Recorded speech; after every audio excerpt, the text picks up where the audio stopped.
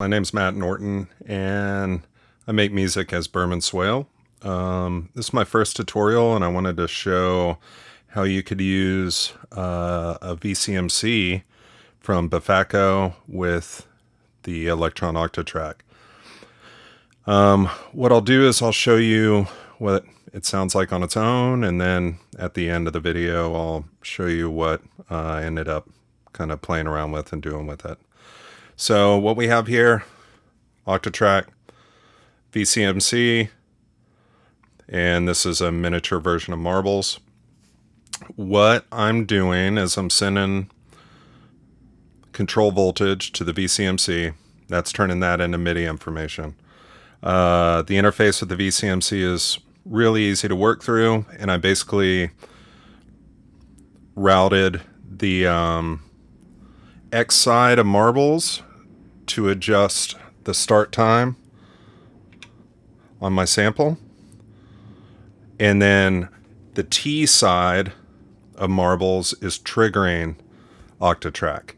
So what you'll see is with these lights here, it's not even on, it's not running, I haven't hit start, and it's triggering these samples. So what's nice about this is you could have the sequence running and then be triggering these, and they could be out of sync if that was something you were looking to do. So in a lot of ambient music, you may have things that are purposely out of sync so that they're evolving over time, and this is a great way to accomplish that.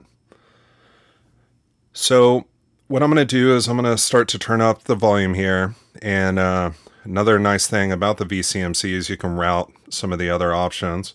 And so what I'm using is the faders here to control the volume of 1 and 2, tracks 1 and 2. Over here, what I have, like I said, X1 is going to track 1, X3 is going to track 2, T1, track 1, T3, track 2.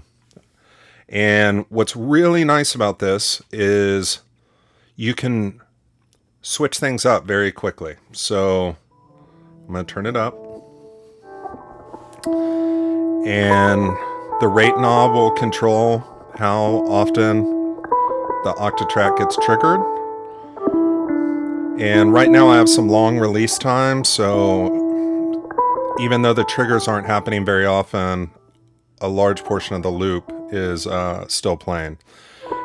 The loop is just something I quickly grabbed from my guitar, and honestly, if you're in the same key, you can just dump a bunch of sample fodder into it, and the things that come back out are pretty magical, just the way that it reworks with this combination. So I'm going to turn up the rate,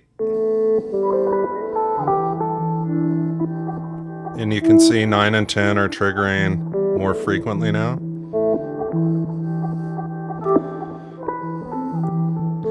And you probably can't see it because of the camera, but you can even see on the Octatrack the start knob is jumping around.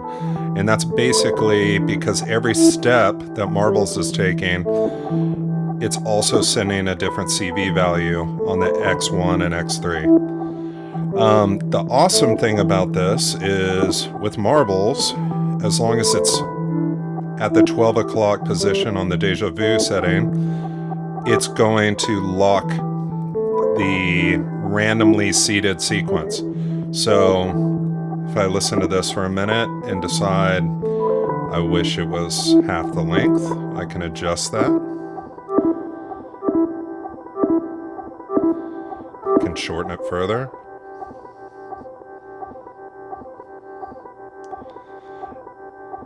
I'm going to go back out to the longer version.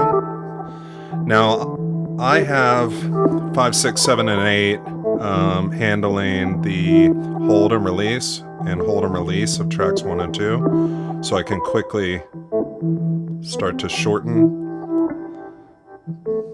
those envelope times, which is helpful when I start to increase the rate.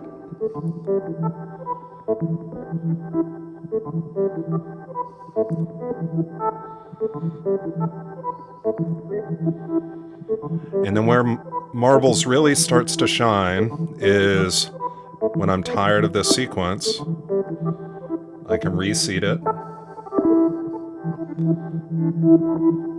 and lock it back in.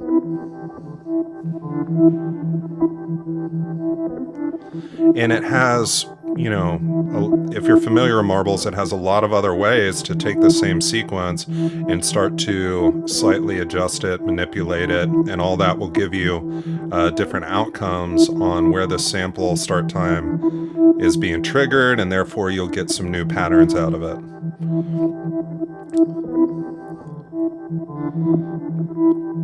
So I'll slow this back down. And hopefully you found this interesting. And hit me up in comments if you have any questions or need any further clarifications. Thanks for watching.